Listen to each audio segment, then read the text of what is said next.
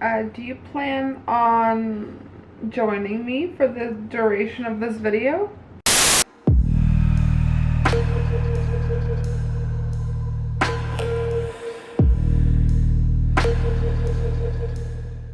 Hey, what's up, Spooky fam? Today is day one, the first movie in Disturbing Horror Movie Week, and today we are talking about The Eyes of My Mother from 2016 by Nicholas Pesce.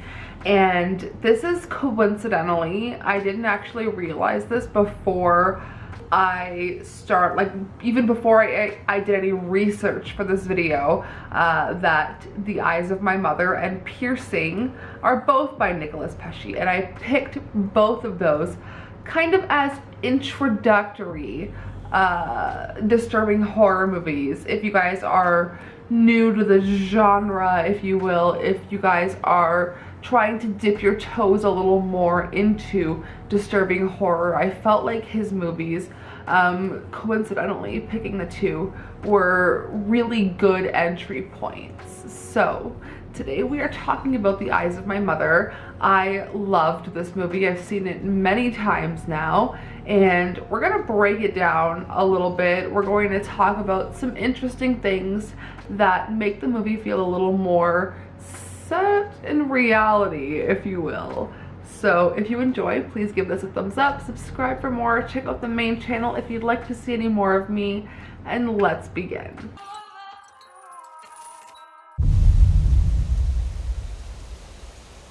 In their secluded farmhouse, a mother, who was a former surgeon, teaches her daughter Francisca anatomy and how life and death are not to be feared. One afternoon, a stranger shatters the idyllic family life and traumatizes Francisca, but awakens a curiosity.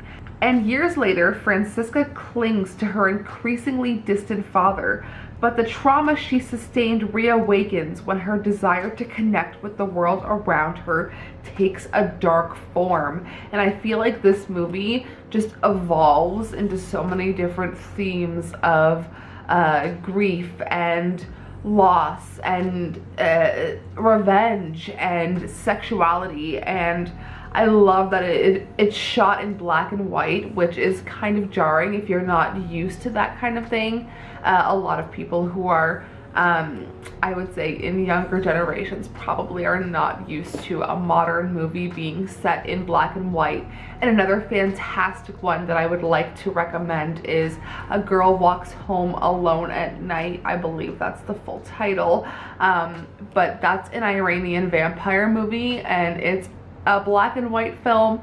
It has a really great sequence to Death by White Lies. If you know, you know. A great black and white film. There were two classic pieces of media featured in The Eyes of My Mother, and I just wanted to point this out because I think it's always fun to see little Easter eggs. And the first is William Castle's The House on Haunted Hill, featuring Vincent Price, and also the 1959 TV show Bonanza. If you guys know the theme song, I can literally hear the theme song in my head as I'm filming this.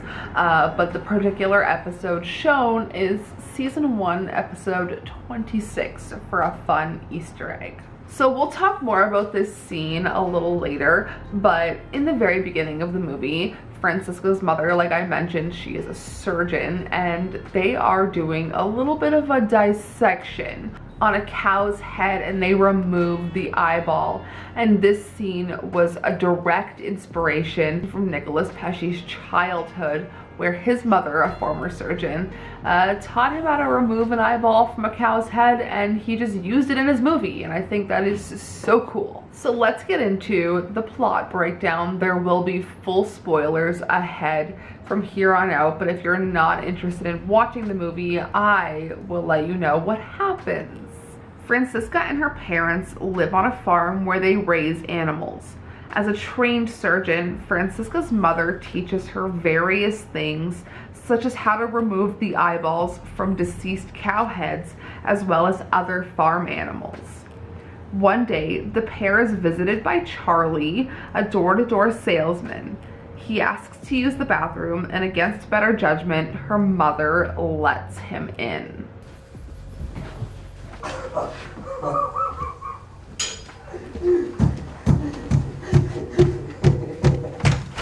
Francisca and her father bury her mother in the backyard. After, Francisca visits Charlie and he explains the thrill of killing other people. Francisca then removes his eyeballs and vocal cords, as one does.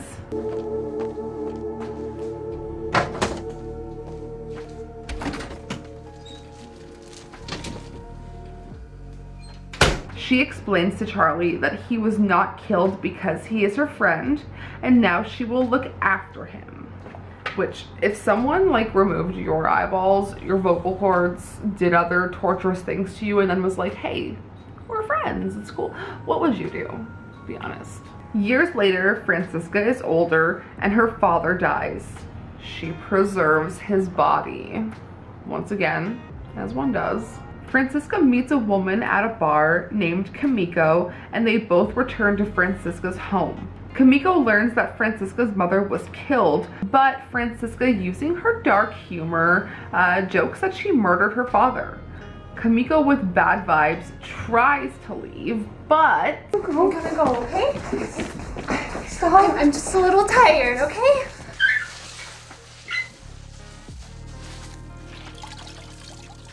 Afterward, she bathes Charlie, who was still chained up in the barn, and brings him inside to sleep with her.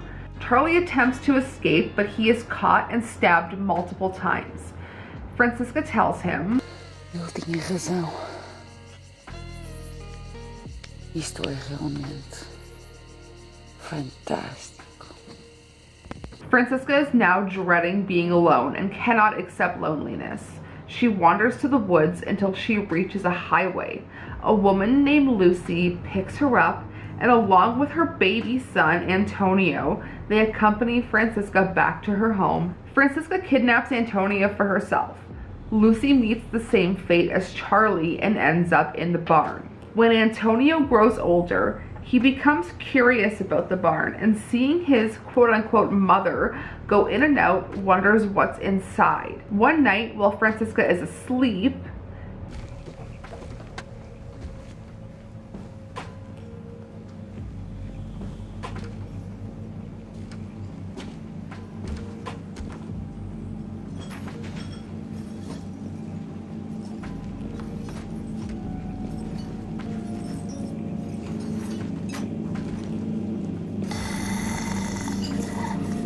he finds his mother, his birth mother, and Lucy manages to escape the barn, and she blindly makes her way to the road where a trucker finds her.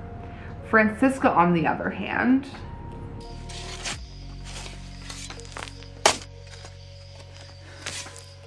Mãe, tenho tantas saudades de mim. she returns to the house where she sees police approaching. She rushes to Antonio. Francisca takes Antonio to the bathroom where she screams they'll never take her baby. And then...